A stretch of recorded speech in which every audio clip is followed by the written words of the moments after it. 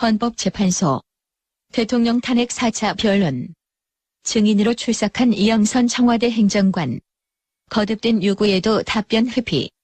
우선 이영선은 누구인가? 제2부속실 행정관 이영선 씨는 최 씨에게 휴대전화를 건네기 전 자신의 옷에 닦아 건넬 정도고 최순실 씨는 의상실 동영상에 등장하는 이영선 행정관이 운전하는 관용차를 타고 청와대를 출입했다는 의혹이 최초로 제기됐습니다. 참다 못한 청구인 권성동 국회 법사위원장.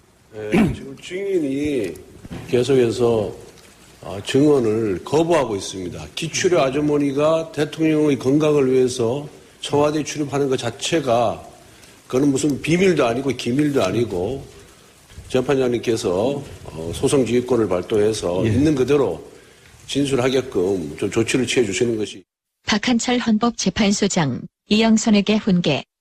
이 사안은 지금 이 탄핵 사유와 관련해서 이 구체적인 그 사유가 있는지 여부를 지금 따지는 것인데 가급적이면은 그 신문 내용에 맞춰서 진술을 해주시면 좋겠고. 이 같은 권고를 듣고도 이영선 행정관. 말씀드릴 수 없습니다. 국가안보에 중요한가요? 그것까지는 제가 판단을 못하겠습니다. 듣다 못한 주심 강일원 재판관. 증인 재판소장님께서 이미 말씀하셨습니다. 최순실 씨의 과거 청와대 출입이 국가안보에 관련된 문제입니까? 아니죠? 네. 아니죠? 제가 대통령 경호실 경호관으로서 만약에 제가 이런 업무에 관련된 거를 얘기했을 경우에 대통령의 경우에 관한 법률을 위배하는 게 아닌가 하는 걱정이 있어서 그건 걱정하지 마세요. 네, 그건 걱정하지 마세요. 네. 네. 더군다나 지금 증인은 뭐라고 하셨냐면 모시고 다니는 경호 업무에 비공식 업무를 하셨다고 그랬거든요. 예, 결국 비공식 업무라고 한다면 무슨 국가안보라든지 여러 가지 국가 비밀에 관련된 건 아니지 않겠습니까? 예. 그러면 최순실 씨란 분이 몇 차례 출입을 했는지 이거는 증언하실 의무가 있습니다. 그래서 그렇게 증언을 거부하지 마시고 증언하실 것을 촉구드립니다. 다시 끼어드는 박한철 소장. 제가 다시 한번 말씀드리는데 증인은 이 법정에서 증언할 의무가 있어요. 증언 거부할 수 있는 것은 본인의 형사 책임이나 친인척의 형사 책임을 질 우려가 있는 것, 또 이제 이 국가 기밀에 해당하는 또 국익에 중대한 영향을 주는 이 사항에 대해서는 별도 소명을 해서 말씀하시면은 그 부분에 대해서는 판단을 할 텐데 그렇지 않고는 증언할 의무가 있다는 걸 다시 한번 강조합니다. 그럼에도 불구하고 이영선 행정관. 증인이 지금까지 청와대에 근무하면서 최순실을 몇 차례 정도 데리고 들어갔나요? 출입과 관련돼서는 김용민 시사평론가의 뉴스 브리핑 시간입니다. 어서 오세요. 네, 안녕하십니까. 관계 무량하시겠습니다. 그렇습니다. 음지에서 양지로 나오시는 거예요? 예. 하여간 개천에서 용나도록 노력하겠습니다. 감사합니다. 예. 자, 방금 들어보신 내용은 이영선 청와대 행정관 헌법재판소 질의응답 내용인데요. 예, 지난주 목요일에 있었던 탄핵 심판이었습니다. 국민들이 이렇게 정리해서 들어보면은 참 납득을 못 하실 것 같아요. 그렇습니다. 헌법재판소가 상당히 속도를 낸다는 느낌 받지 않으십니까? 네. 실제로 박한철 헌법재판소장이 이런 질문을 했습니다.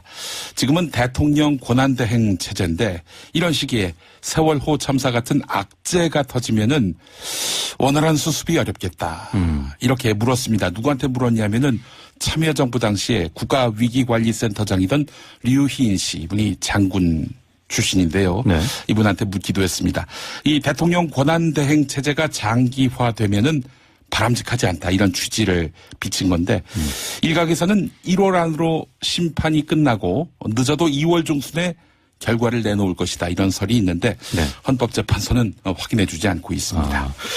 헌법재판소가 결국 이제 특검과 톱니바퀴처럼 이제 맞물려 돌아가는 그런 양상인데 예. 특검과 관련해서 주목할 만한 기사가 나왔죠? 네, 이종훈 박사도 소개해 주셨는데 한국일보 일면 단독 기사입니다.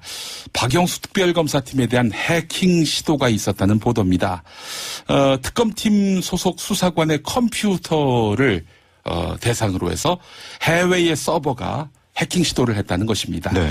다행히 정보 유출 같은 피해는 없었지만은 수사 방해 목적이 농후해 보입니다. 특검을 통해서 진상이 가려지는 것을 바라지 않는 세력이 아무래도 핵심 용의자가 되겠죠. 북한에서 그런 건 아니겠죠.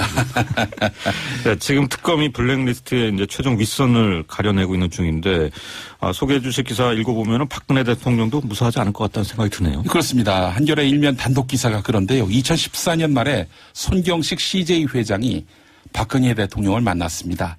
박 대통령이 이 자리에서 CJ가 좌파 성향이다. 바꾸라. 이렇게 말했다고 합니다.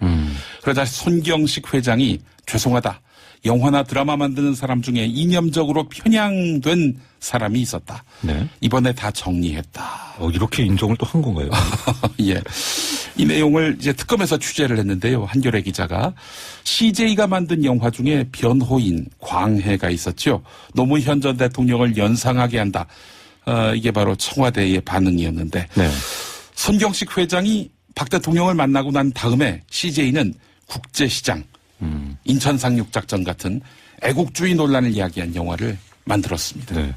오늘 역시 최대 관심은 이제 특검의 이재용 삼성전자 부회장에 대한 구속영장 청구 여부인데요. 예, 이재용 부회장 현재 입장은 억울하다, 협박당한 것이다.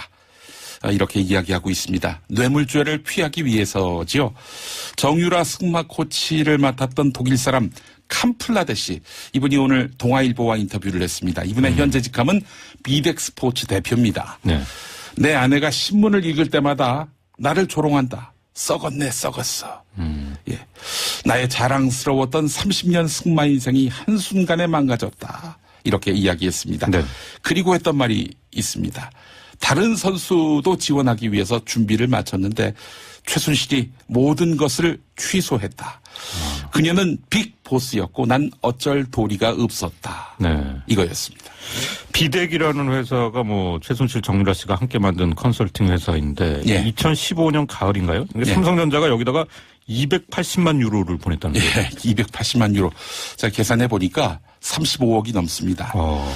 한겨레 일면 기사를 보면은 최순실 씨는 삼성 지원을 다 계산해 두고 독일에서 승마장을 사전 계약했다고 합니다. 그런데 그 시점이 고약합니다. 정부, 즉 국민연금이 삼성물산 제일모직 합병에 찬성하기로 결정한 닷새 뒤였습니다. 네. 이런 내용을 포함해서 특검팀은 이재용 부회장의 뇌물 혐의, 뇌물을 주었다는 혐의, 이 혐의 입증에 상당한 자신감을 보이고 있습니다. 따라서 네. 오늘 영장을 청구한다는 계획입니다.